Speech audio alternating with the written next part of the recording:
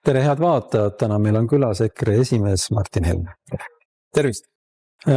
Valimiste lähedust, kuigi sinna on veel aasta aega, on igati tunda, sellepärast, et näiteks eile käis peaminister ja Reformierakonna esimees Kristen Michal välja mõtte, mida valitsus siis homme arutab, et lükata edasi siis kütuste aktsiisitõusud, sellepärast, et see, mis praegu Iraanis toimub, on viinud maailmaturul vähemalt ajutised hinnad lakke, kuigi nad on nüüd juba viimastel päevadel ka taas kukkunud. Ja seda kõike tehti olukorras, kus tegelikult meil pole teada, et mis siis meil 1. mail näiteks bensiin või diisel tanklates maksab. Ja me tegelikult ei tea ka seda, et kas see puudutab ka siis maagaasi aktsiisilangetust ja ka elektriaktsiisi mitte langetust, aga siis tõusu ärajätmist. Et te olete ka varem midagi ju teinud rahandusministrina sarnast. Jah, tegime küll. No mis puudutab kütusehinda ja elektrihinda näiteks, et ikka tuleb inimestel meelde tuletada, kui EKRE oli valitsuses, siis diisel oli 99 senti liiter ja elekter oli 3 senti kilovatt ja see on võimalik uuesti tagasi tuua. Täna on see kütusliiter, mille sa tangid jaamas, diisi puhul on natuke väiksem see proportsioon, bensiini puhul natuke suurem see proportsioon, aga põhimõtteliselt 50-60% sellest hinnast on riiklikud maksud. 50-60%, et kui meil on, eks ole, 1,5 eurot on liiter, siis tegelikult see bensiin peaks maksma 70 senti, kui meil kõik maksud maha võtta. Nüüd see, mida täna valitsus teeb, on, mina ütleksin, siin on nagu mitu asja. Esimene asi on see, et nad on rikkunud, kunagi oli Reformierakonnal endal loosung, et maksudega ei mängita, nad on kõikide maksudega mänginud, nad on majanduse hulluks ajanud, nad on inimesed vaeseks teinud, nad on inflatsiooni käivitanud, nad on ettevõtted pankrotti ajanud ja nüüd, kui valimised on tulemas, siis hakkavad teesklema, et nemad on need head jõuluvanad, kes meile maksulangetusi teevad, et tegelikult ei ole. Ja teine asi, mida nagu, minu meelest maksude puhul tuleb kindlasti silmas pidada, on see, et alati, kui meie tegime ka, kui mina rahandusministrina tegin ju ka nii diislile kui elektrile kui gaasile tegime ju maksulangetusi selle jaoks, et Eesti oleks rahvusvahelises konkurentsis paremini konkurentsivõimeline ja selle jaoks, et Eesti tarbijal oleks ostujõud suurem. Siis ju Reformierakond oli see, kes hakkas alati karjuma, et me pankrotistame riiki. Riigi pankrotistamine on toimunud loomulikult Reformierakonna valitsemise ajal. Riigi võlg on 2-kordistunud 5 aasta jooksul. Kõikidel aastatel, alates sellest ajast, kui Kaja Kallas võimule tuli, on riigieelarve miinus olnud vahemikus 0,7 kuni peaaegu 2 miljardit eurot. Et igal aastal on miinus olnud seal üle miljardi, tegelikult miljard 2, miljard 5 järgmine aasta, sellel jooksval aastal veel rohkem prognoosi järgi, et see riigi pankrotistamine on neil ikka väga edukalt edenenud. Ja nüüd lihtsalt õmmeldakse, kui sa ütled, valimised on aasta pärast, siis tegelikult on ju ennem seda veel presidendivalimised, mis on siis ütleme septembris. Ja kõige lõbusam valimine see väljaspool Riigikogu ei tekita elevust, aga Riigikogu juhatuse valimised on paari nädala pärast juba, nii et neid valimisi on siin mitu. Selles vist ei ole väga suurt kahtlust, et Lauri Hussar Riigikogu esimehena jätkab. Ta ise on väga mures, aga koalitsioon pingutab praegu, et hoida oma rida. Ühesõnaga, teieni on jõudnud mingid signaalid, et koalitsiooni ridades on ikkagi kahtlejaid. Põhiprobleem, ma arvan, et on ikkagi Eesti 200 enda distsipliin. Siiamaani on see pidanud päris hästi. Siiamaani on see pidanud, aga siiamaani ei ole olnud põhjust mitte pidada. Et kui me mõtleme selle peale, et valimised on aasta pärast ja ütleme need Riigikogu valimiste nimekirjade esiotsad saavad kindlasti suures joones paika ikkagi ennem suurt suve parteide sees, siis ega väga palju enam aega ei ole nendel inimestel, kes tahavad vahetada parteid Eesti 200-st kuhugi mujale minna, et hea otsa peal ikka jätkata. Nendel enam väga palju kuhugi edasi lükata, seda ei ole. Ehk siis on võimalik nagu vaikselt korraldada selline, kuna hääletus on salajane, vaikselt korraldada selline olukord, et Lauri Hussar ei saa Riigikogu esimeheks, siis tekib tohutu poliitiline torm koalitsiooni sees ja see kõik võib minna päriselt katki. No selge on ju see, et Eesti 200-lased ei liigu kuigi suure tõenäosusega Reformierakonda, sellepärast et esiteks Reformierakond seisab silmitsi olukorraga, kus nendel ikkagi mitu korda väheneb Riigikogu kohtade arv.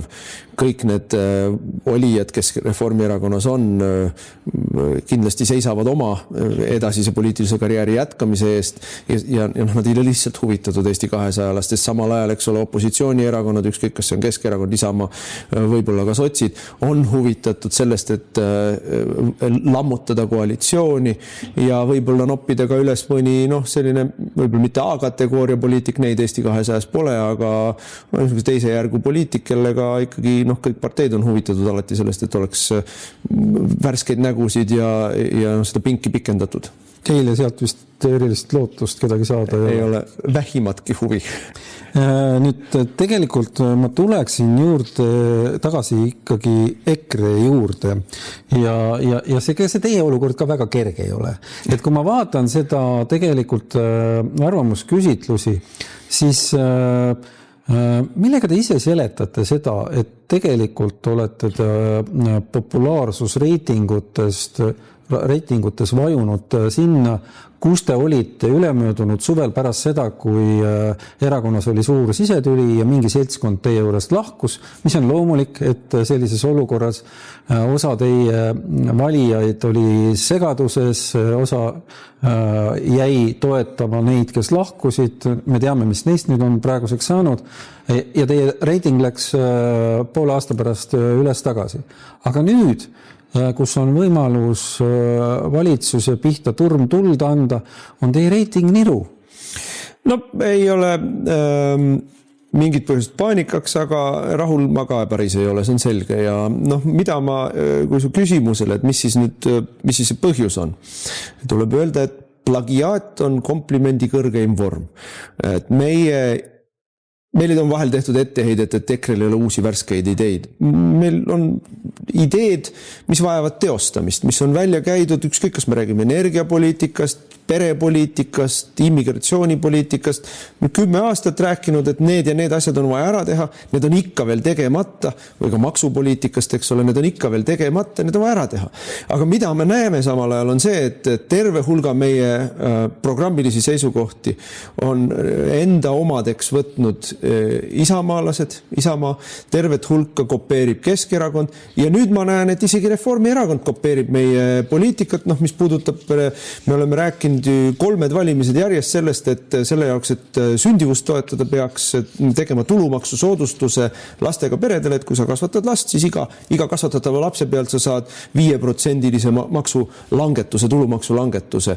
Et meil on praegu 24% tulumaks, 5%-se sammuga läheb kogu aeg tulumaks madalamaks, kui sul on 1 laps, siis sul on 19%-ne sealt edasi. Kui sul on 5 last, siis ei maksagi tulumaksu. Ja nüüd ma vaatan, et Reformierakond hakkab seda ideed ka nüüd populariseerima, et sellises olukorras ma mõnes mõttes tunnen, aga äkki me olemegi juba võitnud. aga loomulikult tegelikult on meil vaja valijat veenda selles, et originaal on alati parem kui koopia, see on esimene asi. Teiseks, kas keegi päriselt nüüd ikkagi lõpuni usub, et valimiste eelselt teistelt erakondadelt oma pankrotis ideoloogia siis nii-öelda kompenseerimiseks teistelt erakondadelt laenatud ideede väljakäimise tagajärjel saadud häältega, nad päriselt lähevad seda maailmavaadet võimule saades teostama. No ei ole ju väga tõenäoline. Me vaatajate jaoks täpsustame, et selline ettepanek tuli siis Reformierakonna kampaaniameistrilt, inimeselt, kes on ka kirjutanud selle kuulsaks saanud sinimustvalge siis visioonipaberi. Henri Arras on tema nimi ja ta käis välja sellise mõte, et iga lapse pealt saaks emade tulumaksu langetada siis 3,7%, ehk siis ühe lapse pealt maksaks emad, see ei puuduta isasid, 18,3% tulumaksu edaspidi, 2 lapse pealt 14,6% ja 3 lapse pealt oleks siis tulumaks 10,9%. Et see ei ole Reformierakonna mingi ametlik seisukoht, aga tegemist on kaheldamatult väga mõjuka isikuga ja on näha, et Reformierakond on sisenenud ka selles valdkonda, kus nad on olnud väga kidakeelsed. Me räägime siis sündimuse langusest ja perede ja laste olukorrast, kus on siiamaani olnud selline retoorika, et sellel teemal räägivad Eestis ainult vanemad mehed. Ja, nagu see on see täpselt näide, et koopia on kehvem kui originaal. Me räägime sellest, et mõlemad vanemad, sest et ka isa ju on Eestis siiski on väga levinud see, et mees on see nii-öelda põhiline tulutooja perekonnas, küll vähem kui mingites, ma ei tea, Lõuna-Euroopa traditsioonilisemates ühiskondades või Ameerikas, aga siiski. Ja et mõlemad vanemad peaksid selle tulumaksusoodustuse saama. Teiseks see peaks olema, see tulumaksusoodustus peab olema soodsam ja suurem, tähendab, see number peab olema suurem ja ja mida me kõigele lisaks peame siin ütlema, miks on Reformierakond iibe teemal nii kidakeelne, sest nemad on ju selle kriisi põhjustajad. Esimene asi, mis nad kui millise raevukusega nad võitlesid suurperetoetuse vastu, opositsioonis olnud, kohe kui valimised olid ära olnud, võtsid ära kodustelt emadelt tervisekindlustuse, on kaela tõmmanud meile automaksud, maamaksu tõusud, et ehk siis noorel perel oma kodu saamine on muutunud raskemaks, on ära võtnud lastelt huviharidusrahasid, kõik, mida nad on võimelised olnud tegema selle jaoks, et lastega peredel oleks raskem, on olnud Reformierakonna innuga jooksnud seda tegema. Tulemuseks on absoluutne katastroofiline iibekriis ja nüüd siis nad teevad näo, et nemad ka hoolivad lastest ja lastega peredest. Kui keegi seda usub, siis talle on paras see, mis ta pärast saab. Rääkides nüüd kampaanias sisenemisest, et varasematel valimistel on tegelikult päris hästi töötanud tandem EKRE Reformierakond. Mõlemad olete olnud üksteisele teravad vastandajad ja see tandem on valimistest valimisteni viimastel aegadel töötanud mõlema kasuks teil. Et see on poliitikas, nii ta paraku on. Poliitilise polariseerumise mõlemad pooled. Ja, aga teil on hirm, et seekord teid jäetakse mängust välja, et seekord on see selgelt see vastandumine toimumas Michali ja Reinsalu vahel, mis tähendab, et teie võimalused kaasa rääkida on väiksemad, et see ei tähenda midagi head, kui me räägime populaarsusreitingutest. Kusjuures täpselt see on üks, ma arvan, keskne põhjus, miks meil kohalikel valimistel läks kehvemini, kui me ootasime. Te jäite tegelikult ikkagi suutnud Isamaad... Põhivastandamise nii-öelda dünaamikas sees. Ma siiski manitseksin inimesi. Tänased reitingud ei näita mitte midagi valimiste kohta. Tuletame meelde, kus olid reitingud 22. aasta kevadel või isegi 22. aasta sügisel ja siis tulid Riigikogu valimised 23. aasta märtsis, veebruari lõpus ja reitingutest sellel ei ole mingit haakumist. Mina muidugi väidan, et selle taga põhjus oli e-valimiste pettus, aga ma ütlen, ega see ei ole muutunud. E-valimised ei ole meil ära kaotud. Reitingute pealt täna midagi minna ennustama valimistulemust minu meelest on see on selline asi, millega poliitikud ja ka ajakirjanikud kahtlemata väga meelsasti tegelevad, aga see ei näita meile, kus me oleme järgmise aasta märtsi teises pooles. Keskerakond on väga aktiivseks muutunud, et kui ma vaatan, kuidas tuleb sealt neid ettepanekuid, mis on üsna tihti ka sellise populistliku maiguga, aga see selleks, aga et sealt neid ettepanekuid tuleb nagu Vändrast saelaudu, et mingi osa valijaid kindlasti te olete kaotamas ka Keskerakonnale.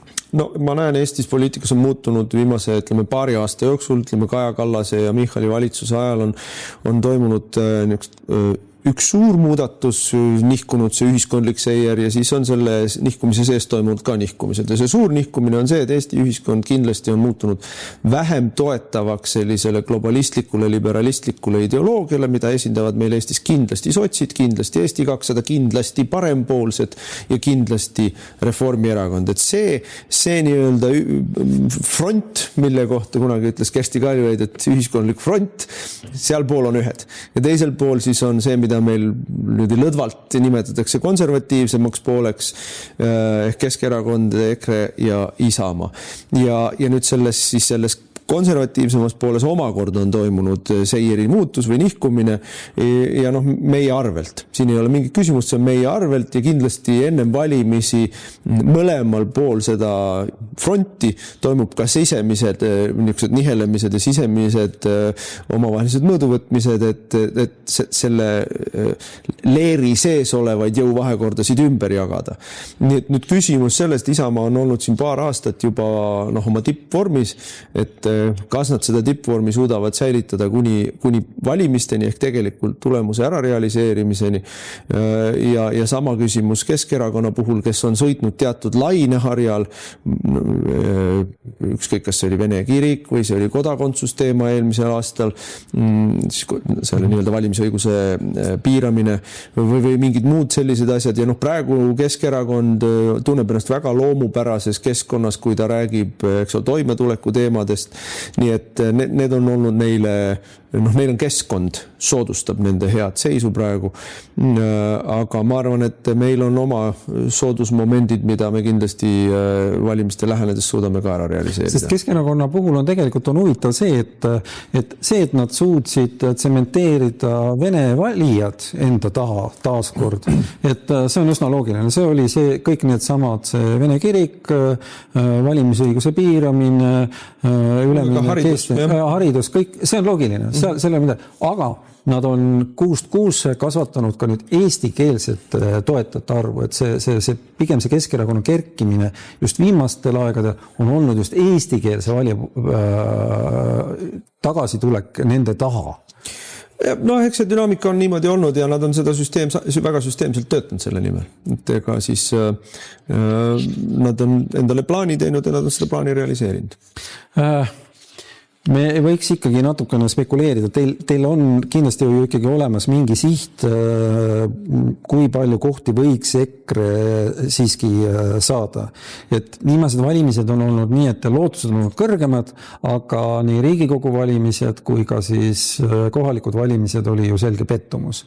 Et ei tulnud seda, mida te ootasite, et kui nüüd vaadata veel reitinguid, siis see tulemus võib tulla veel kehvem. Et mis see see päästerõngas siis teie jaoks on? Et kas me ei ole uppumas. Jaa, te ei ole uppumas, aga kindlasti te ei ole uppumas, aga nii nagu te ütlesite, et te võib-olla Isamaast valijad väsivad. Kas tegelikult võib-olla EKRE puhul ka natukene see nagu sama asi, et ühed samad juhid on olnud väga pikka aega, inimesed lihtsalt väsivad. Andrus Ansip ütles kunagi, et ma lähen ära, sellepärast, et inimesed ei taha mu nägu enam näha. Jaa, ma mingit numbrit välja ei käi, eks ole, et ütleme, partei vaatest on eesmärk on alati parandada tulemust võrreldes eelmise korraga. Ja või ka tänasel päeval parandada tulemust võrreldes tänase fraktsiooni suurusega, mis on meil ju väiksem, kui meil valimistulemus oli. Nii et see on nagu selline lihtne ülesanne, lihtne eesmärk ja eesmärk on valitsusse saada. Ega siis, meil on mitu koosseisu järjest oli selline olukord, et Isamaa oli suhteliselt stabiilselt väikse toetuse peal, aga maru suure poliitilise erikaaluga, sellepärast, et ta sai valitsuses, hoolimata sellest, et ta oli kõige väiksem partner, sai alati välja pressida. Ja ma arvan, et meil on siin mida õppida. Kas te usute, et Urmas Reinsalu, kuna see eelmine siis EKRE, Keskerakonna, Isamaa valitsusliit ikkagi lagunes suhteliselt kiiresti, et kas te arvate, et Urmas Reinsalu riskib võtta EKRE taas valitsusliitu? Et see on, ma arvan, et see on see teema, mida hakkab Reformierakond rääkima. Valite Reinsalu, saate Helme. Aga ma räägin vastupidi. Valite Reinsalu, saate Michali, mis siis saab? Et selles mõttes me kõik teame seda juttu, mida meil räägiti ennem kohalike valimisi. Siis oli samasugune jutt, et mõtelge, kui hirmus Tallinnas saavad võib-olla koalitsiooni Keskerakond ja EKRE või Keskerakond ja Isamaa. Isamaa mängis seal sellist hästi udu mängu, et nemad ei ole kellegiga kuhugi kokku leppinud. ja noh, Isamaa sees oli väga suur mure, et kui nad teevad Keskerakonnaga koalitsiooni, et siis see kuidagi lendab neile vastu vahtimist, ei lennanud. Sest tänasel päeval ei ole nii vihatud parteid Eestis olemas, kui selleks on Reformierakond. Mitte ükski partei ei kaota, kui ta teeb meiega koostööd, küll aga kaotab, kui ta teeb Reformiga koostööd. See, kui halvasti on Reformierakond valitsenud Eestis, see kui vähe keegi võidab nendega koostöö tegemisest või kui palju ta kaotab nendega koostöö tegemisest, on eriti, ütleme siis, sellises Tallinna liberaalses mullis väga valesti hinnatud. Et Eesti valija ei pane pahaks seda, kui EKRE on valijas, küll aga paneb pahaks seda, kui Reformierakond on valijas, et seda me oleme näinud ju kohalike valimiste järel väga selgelt. Nii et, aga Reinsalu on vilunud poliitik, ju ta hoiab oma valikud avatud ja ma ei luba kellelegi midagi, mis ongi väga mõistlik. Aga mina vaatan praegust dünaamikat ja ei ole sugugi kindel, et järgmiste valimiste võitja on Isamaa. Pigem on Keskerakond. Siin ei või üldse olla kindel selles, et Keskerakonnast mööda ei lähe mingil hetkel. Kusjuures Keskerakonnal ei ole kindlasti probleem minna Urmas Reinsalu juhitavasse valitsusliitu ja valitsusse. Aga ma arvan, et Isamaal on küll väga suur probleem minna Mihhail Kõlvarti juhitavasse valitsusse. No, ma ütlen veel kord, aasta on minna veel, kelle juhitamisel läheb, vaatas, mis juhtus Tallinnas. Tallinnas kõik spekuleerisid linnapea kandidaatide üle, tuli keegi, kella isegi uunes ei olnud nähtud. Et see, ma arvan, et meil pigem tuleb valmis olla ootamatusteks ja üllatusteks, kui siin täna spekuleerida seda teist või kolmat pidi. Räägime rahvusvahelisest olukorrast ka. Ma olen jälginud Varro Vooglaiu seisukohti. Ja kui ma peaksin nimetama Riigikogus inimese, kes on väga selgelt vastu sellele, mida USA praegu Iraanis teeb, nimetab rahulikult USA-d agressorriigiks.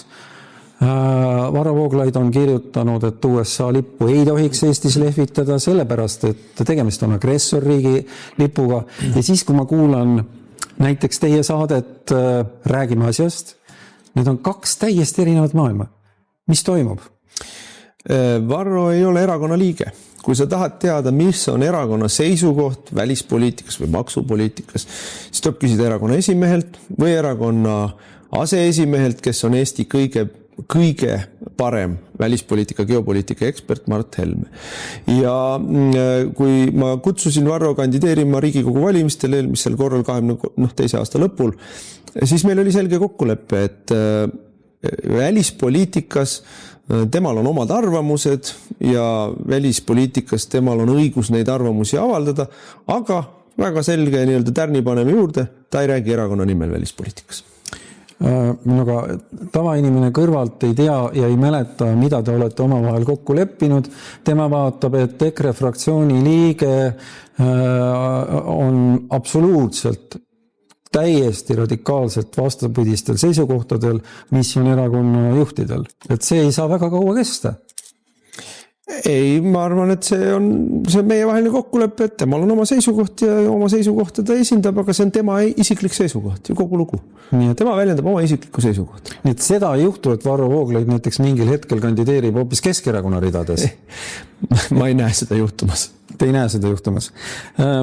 Tegelikult, kui me sellest samast saatest räägime, siis seal kõige lõpu konstanteeringus Mart Helme ütles, et Eesti peab tegema kõik selleks, et Donald Trump oleks meist huvitatud. Et me peame pakkuma Donald Trumpile ja praegusele administratsioonile midagi sellist, et Donald Trump ja praegune administratsioon on huvitatud Eesti iseseisvuse jätkamisest, on huvitatud sellest, et me jääksime siia alles. Nimetage need konkreetselt mõned asjad. Mida me peame pakkuma? Maavarad, sõjaväebaasid, mis need asjad on? Sellepärast, et ega meil väga palju pakkuda ei ole peale nende asjade. No siiski on Eesti asukoht on ju meie nuhtlus ja meie õnnistus olnud alates Hansa ajast saadik või viikingi ajast saadik. See, kus me asume, jah, selle tõttu on nii sakslased, rootslased, poolakad kui taanlased kui venelased meid kogu aeg üritanud ära vallutada, aga sellel on oma kindel selline väärtus ka olnud, selle tõttu ongi üritatud ära vallutada. Ehk siis suures geopoliitilises mängus, mis praegu meie silme all lahti rullub. Venezuelas, Kuubas, Iraanis on Eestil territooriumina väga suur väärtus. Nii ameeriklastele kui venelastele, selge see. Mõnes mõttes võiks ka, kui me nostalgitseda tahaksime ütelda, et eurooplastele, aga eurooplased selles mängus sisuliselt ei osale. Eurooplased on ennast rohepöördega, immigratsiooniga, sotsialismi ehitamisega Euroopa Liidu egiidi all nii põhja mänginud, et nad ei oma enam, ja oma desarmeerimisega, et nad ei oma enam sõnaõigust selles suures mängus. Tegelikult mitte. Me näeme seda ju Ukraina sõja taustal, kuidas eurooplastel ei ole mitte midagi lauale panna tegelikult. Räägivad 8000 inimesest, keda saata siis Ukrainasse rahu valvama, see on 1 nädala kaotused 1 poole jaoks tänase Ukraina sõja reaalsuses. Nii et see territoorium, asukoht, geopoliitiline ruum ise, Läänemeri on asi, mis on väärtus oma ette. Aga kui meil oli kohtumine siis USA parlamendirühma ja USA siinse värske suursaadiku Pipkoga, siis Pipko ütles, et kõige olulisem koostöövaldkond ja võib-olla ehk isegi ainus tegelik koostöövaldkond on nii nagu tema ütles muldmetallid või väärtuslikud maavarad. Ehk siis see oli see sõnum, mille tema siia tõi ja siin ma näen küll väga selgelt, kuidas meie tänane jälle valitsuskoalitsioon mängib mitme otsaga mängu, sest et me teame, et Euroopa Liit on vastu võtnud direktiivi, mis ütleb, et strateegilised maavarad on sisuliselt Brüsseli kontrolli all, mitte enam Eesti enda kontrolli all. Ja tänane valitsus, kui on vaja valida, kelle sõna nad kuulavad või keda nad teenivad, siis nemad teenivad Brüsselit. Nii et selles mõttes siin minu meelest on meil jälle asjad krussis. Aga ameeriklaste jaoks on, seda ütles meile, minu meelest väga hea kõne pidas Rubio Müncheni konverentsil, kus ta ütles, et me ei saa leppida sellega, et Euroopa lihtsalt hävineb tsivilisatsiooni, piirkonna ja koostööpartnerina, majanduspartnerina ja sõjalise partnerina. Et ameeriklased on huvitatud sellest, et Euroopa jätkaks Euroopana ja ise hakkama saava Euroopana ja see omakorda tähendab, et ameeriklased on huvitatud Euroopas tuleks riikides võimule parteid, mis lõpetavad ära rohepöörde, lõpetavad ära rahvaste ümbervahetamise immigratsiooni abil, lõpetavad ära selle vasakpoolse majandusideoloogia, lõpetavad ära tsensuuri. Ehk siis need on asjad, mis ameeriklasi huvitavad kõikides riikides Euroopas. Aga ma tuleks ikkagi tagasi selle sama muldmetallide. Te saate natuke täpsustada, mida siis USA suursaadik ütles? Niisugune see lause oligi, et kõige olulisem koostöövaldkond Eesti kahepoolsetes suhetes ja ta spetsiifiliselt ütles veel, ei ole sõjaline koostöö. Sest et oleme ausad, meie sõjaline panus. Kuule, kui Trump ütleb brittidele, et meil ei ole vaja liitlasi, kes ilmuvad kohale siis, kui me juba sõja oleme võitnud, Keir Starmeri siis ettepaneku kohta saate ka üks mittetöötav laev sinna Iraani sõjateatrisse, et siis meie sõjaline panus on ei ole neile vajalik, ütleme niimoodi. Aga et kõige olulisem koostöövaldkond on see. Ja siin me jälle tuleb aru saada sellest, mis toimub maailmas. Maailmas toimub praegu tohutu võidujooks ameeriklaste ja eelkõige hiinlaste vahel. Nii tehisaru, aga tehisaru siis arendamiseks vajaliku ressursi pärast. See on energeetiline ressurss ja see on mineraalne ressurss, eks ole. Et selles valdkonnas ja meie sõnum peab olema see, et me oleme huvitatud sellest koostööst. Aga mis see tähendab, et kas me peame tegema neile mingi konkreetse pakkumise, et tulge, uurige, meil on ju siin olemas silmetid, paljud, on neid ettevõtteid ju veel, mis selle kõigega tegelevad, pakkuda neid kuidagi, ma ei tea, et need ettevõtted ära müüa, seda kui riik ei saa teha, siis meil on olemas väga suured fosforiidivarud. Ja ma tahan seda öelda, Trump ise ja kogu tema administratsiooni mõtteviis on ju ikkagi nii-öelda diili tegemine ja äri tegemine ja nii nagu nad Venezuelas ütlesid, et me ei tule teilt midagi ära võtma, me tuleme teiega koos raha teenima. Et see mõtteviis ei ole niimoodi, et me peame kõik ära andma ja veel peale maksma, et seda keegi ei ole küsinud ja seda niipidi ei tohi mõeldagi. Et mõelda tuleb sedasi, et neil on know-how'd, neil on erinevaid, ütleme siis, finantseerimisvõimalust, kapitalivõimalusi, et kuidas me selle klapitame kokku enda huvidega ja enda võimalustega, et ka Eesti jõukamaks saaks. Et see on see viis, kuidas mõelda tuleb. Ehk siis kas see valitsus või järgmised valitsused peaks nagu selgelt tegema, ma ei tea, tegema mingi erikomisjoni, mis mõtleb just selles komisjoni see ei tööta, aga põhimõtteliselt, et meil oleks nagu ikkagi nagu täiesti eraldi koostöökanal, mis tegeleb sellega, et aidata Ameerika investeeringuid Sillamäele ja võib-olla siis ka fosforiidikaevanduste juurde. No ma nii spetsiifiliseks ei oska minna praegu, et minu põhivaade on see, et see ei saa käia läbi Brüsseli.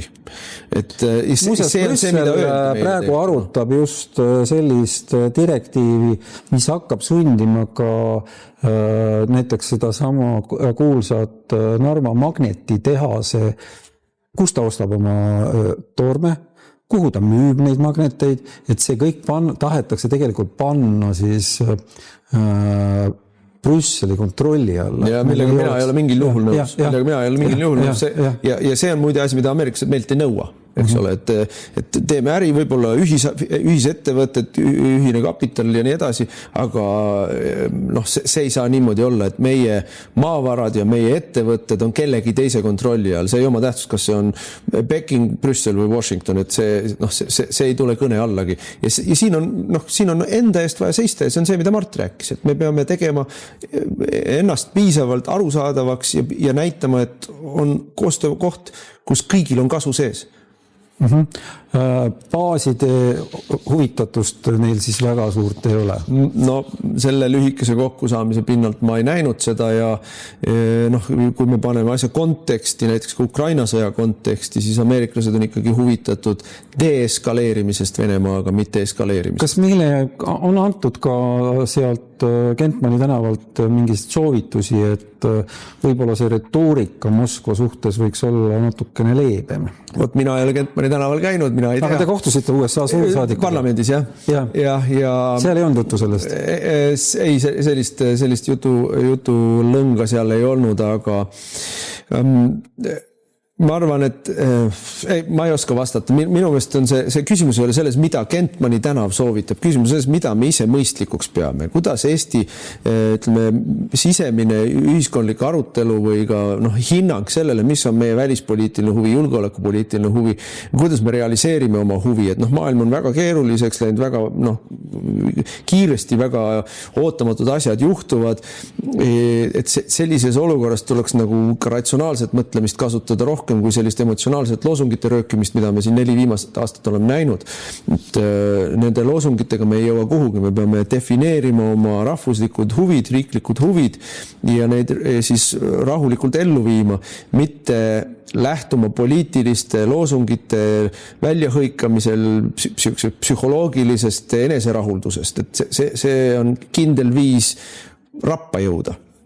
Ma küsin viimase küsimuse, et kas Eestisse peaks paigutama tuumarelva? Kas see on üldse realistlik? Võib olla vabalt realistlik, aga tuumarelvasid on erinevaid. On taktikalised tuumarelvad, mis mahuvad lennukite peale, eks ole. On isegi taktikalisi tuumarelvasid, mis mahuvad suuremat sorti siis rakettide peale või kahurite peale, eks ole. Ja nii Prantsusmaa, ütleme eelkõige Inglise tuumarelvad on allveelaevade peal, prantslastel on see arsenal laiem, aga meie erakond annab täna üle eelnõu Riigikogus, mis ütleb, et tuumarelva paigutamine Eesti territooriumile ei tohi toimuda ilma Riigikogu otsuseta, sest et see on nii kaalukas otsus ja see muudab nagu väga suures ulatuses meie julgeoleku pilti. Sest me peame ju endale aru andma, mis on venelaste tuumadoktriin. Eks ole, kõige suurema tuumaarsenaliga riik Venemaa, meie naaber, tema tuumadoktriin on selline, et kui on tuumarelvade baasid, siis neil on esimese löögi õigus. Ehk siis kui siia tuuakse tuumarelvad, siis Eesti tehakse koheselt venelaste esimese tuumalöögi sihtmärgiks, rünnaku sihtmärgiks, et selline otsus, ja see ei pruugi suurendada meie julgeolekut, eks ole, et tuumaheidutus on NATO asi olemas, Ameerika raketid ja Inglise ja Prantsuse relvad, et nad ei pea siin üldse olema, nad, eks ole, lendavad sealt, ütleme, minutiline vahe on, kas ta tuleb sealt samast Põhjamerest või ta tuleb Balti merest, aga see muudab nagu kalkulatsiooni, meie julgeoleku kalkulatsiooni radikaalselt, et selline otsus peab toimuma Riigikogu otsuse tagajärjel, mitte lihtsalt kuskil, ma ei tea, Kaitseministeeriumi vaikselt nahistades või isegi valitsus vaikselt nahistades ja avaliku arutelu järel, kus me oleme need plussid-miinused läbi kaalunud ratsionaalselt, mitte emotsionaalselt. Me oleme tegelikult näinud, et Riigikogu väliskomisjon võib küll anda välisministrile suuniseid ka selle sama Iraani kampaania alguses oli erakorraline istung, aga siis tegelikult välisminister Brüsselis neid suuniseid päris täpselt ei jälginud. Et seda on ka varem juhtunud, et välisministeerium otsustab, et Eestile pole sellised punktid, mida neile parlamendiliikmed kaasa kirjutasid, realistlikud ja kasulikud. Otsuse eelnõu siiski on siduv, see on nagu seadus, eks ole. Üks asi on komisjoni suunis, komisjoni arutelu, aga parlamendi suure saali see otsuse eelnõu on ikkagi põhiseaduslikus raamistikus valitsusele kohustuslik asi. Aga mis on olulisem on see, et meil on vaja avalikku arutelu sel teemal ja ma ütleksin küll, et ma ei näe, kuidas Eesti inimeste turvalisust suurendab see, kui me laseme siia panna Prantsuse või Inglise tuumarelvad, et minu meelest see teeb meid lihtsalt venelaste esmalöögi sihtmärgiks, ilma et see oleks suurendanud kuidagi meie turvalisust. Ma küsin viimase küsimuse, meie saateaeg on tegelikult juba ammu ümber, et kuidas te olete rahul parlamendi tööga? Tundub, et selline nagu üksteise peale karjumine, kõik see on jäänud kuidagi ära vajunud, et on kuidagi ratsionaalsem see elu seal teil, ei ole? Ma ei ütleks niimoodi, et Hussar siin kuulutas vist eelmise aasta lõpul, et parlament on korda tehtud, tegelikult parlament on ära surmatud. Ja parlament, ütleme siis, opositsioon surmati ära siis, kui obstruktsioon ära murti, koos Riigikohtu abiga. Hussari ja Toomas Kivimäe täielik omavolitsemine Riigikogu juhtimisel on kõike hõlmav. Mingeid reegleid meil ei ole, tehakse, mis tahetakse ja muudatusettepanekute esitamine, nende saali saamine, eelnõude esitamine, nende saali saamine sõltub lihtsalt koalitsiooni suvast ja seal me olemegi ja see nii-öelda päris parlamentarism ongi meil lakanud ja selles on süüdi meil nii sotsid Eesti 200 kui Reformierakond parlamendis, aga Riigikohus ka. Ja president ka, kui me räägime presidendist, siis presidendil oli võimalus takistada seda, kui ta oleks jätnud välja kuulutamata 23. aasta esimeses pooles need eelnõud, mis võeti vastu kodukorda rikkudes või ka põhiseadust rikkudes. See oleks taltsutanud seda käitumist, aga ta ei teinud seda, tema küttis sauna neid seaduseid välja kuulutades. Selliste väidetega me oma saate lõpetame. Aitäh meile külla tulemast EKRE esimees Martin Helme.